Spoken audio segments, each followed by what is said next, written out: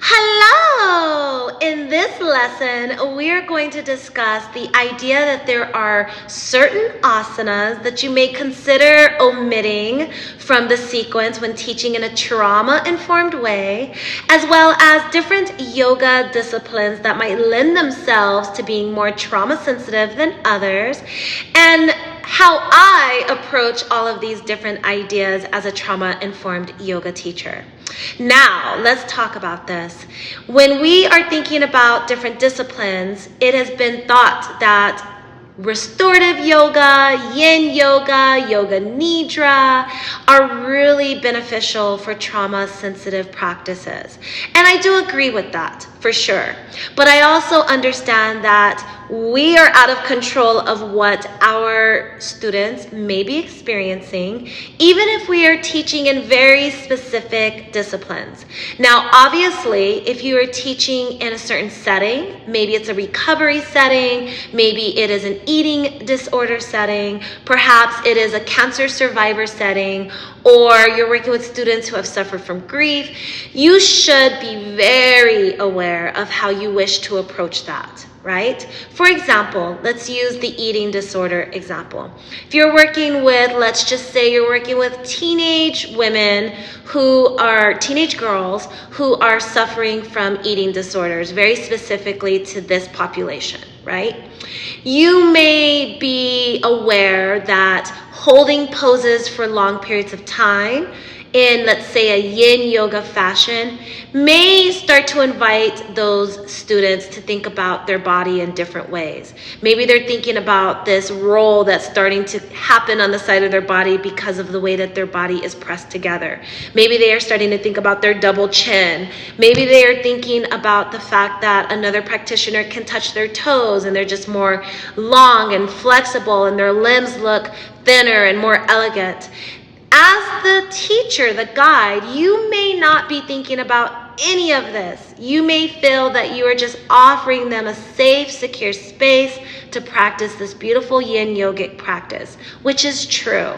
You cannot control what your students are thinking. What we do try to bring to them is more yoga philosophy, teaching them about the drishti, the different places that they can bring their attention to, their breath work, their pranayama practice, focusing on feeling the breath moving through the body, feeling and hearing the sound of their breath, realizing that they're offering oxygen to their body, that it's a benefit to their body, to their health, to their practice, and the why. Now, same goes for when we're thinking about restorative yoga. This is another discipline that lends itself to being more trauma sensitive. But in addition to it just inherently being a nice grounding practice, which it is, you're propped up, you're holding poses, you're feeling comfortable and connected, you can focus on your breath, but you can also start to have mind wandering. You can start to think about a time that you were in this position. Maybe it's not a memory you wish to conjure up. Maybe you start to feel activated, and this is your students, of course, right? You as the actual guide may not even realize that your students are experiencing this. You might be thinking that you're offering them a heart opener or a way to just relax their jaw and their muscles and their shoulders. So how do we navigate this as teachers? We are teaching some of the most trauma-sensitive disciplines possible, right? We're skipping certain asanas that are told to be a little bit more activating or provoking than others. Maybe that's downward facing dog. Perhaps it's a child's pose or even shavasana. I have an opinion about that as well, which I will share. Now, there isn't one wrong or right way to do anything, especially when we're thinking about yoga or somatic therapy practices, but rather considering how we can help our students feel safe and secure. We want them to realize that they are not in the space that may be triggering them, but rather they're here, present, they're safe. You're guiding them. You're holding this space for them. How do we do that?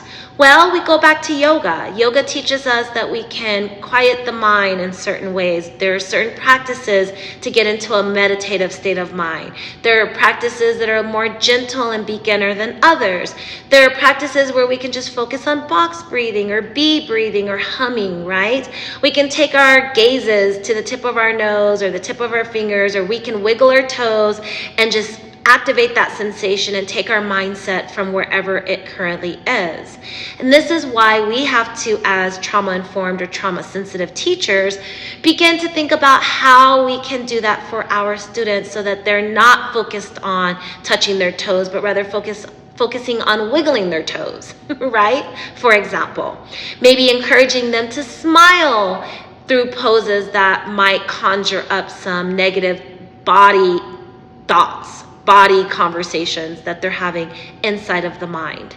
And also just reminding them of the benefits of the practice, right? Rather it's, this is why we're doing this hip opener. This is optionally how you might be feeling in these poses.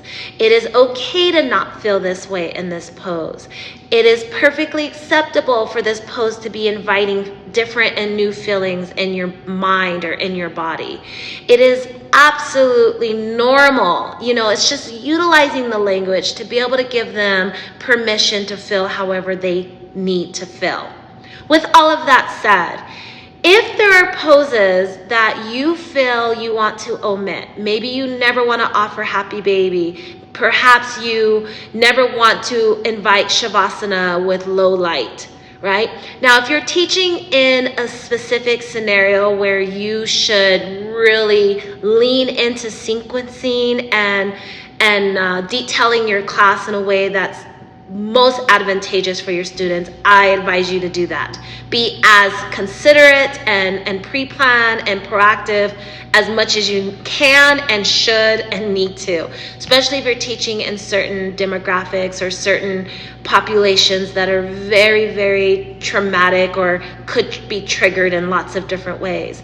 If I know I'm teaching to survivors of sexual abuse, I'm going to be very conscientious of the music I'm playing, of teaching when, it's daylight, teaching where it's really safe. They can see the doors, they can see the exits, they are given certain permissions. I'm probably going to omit a lot of different postures. I'm going to even be mindful of how I present. What am I wearing? How am I showing up? Same with teaching to those who have suffered from addictions. You're going to be much more mindful of some of the language you're using, right? This is true when you're teaching in a very trauma-sensitive way anyway, and it's better to integrate these sensitivities in general populations because those are the ones where you have no idea how and why and when you triggered your student, or how they are feeling, or how to co-regulate with them. But also it's an opportunity for you to take every opportunity that's already present in yoga, every discipline, every asana, your normal teaching style, and make it more trauma sensitive.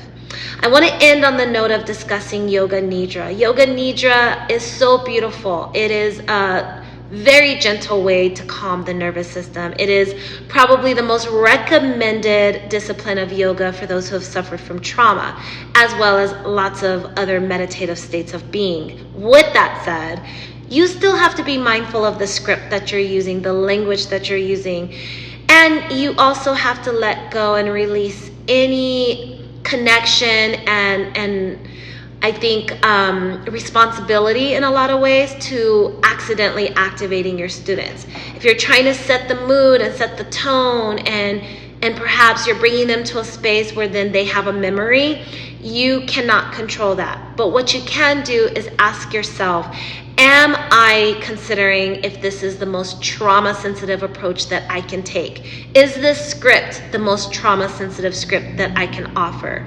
Can I choose new language over other language and still convey the same idea or message or feeling that I'm trying to? And that's all you can do. You can just do your best. And when in doubt, Make sure you pick up cues. Don't be tone deaf to your students and what they're feeling and how they're expressing their thoughts and emotions throughout their face and their body. Pick up on those cues and those signals and make quick adjustments. Do not be married and completely connected to what you were going to present. The idea of holding space is to do just that. You have to be flexible, and you're ready. Namaste.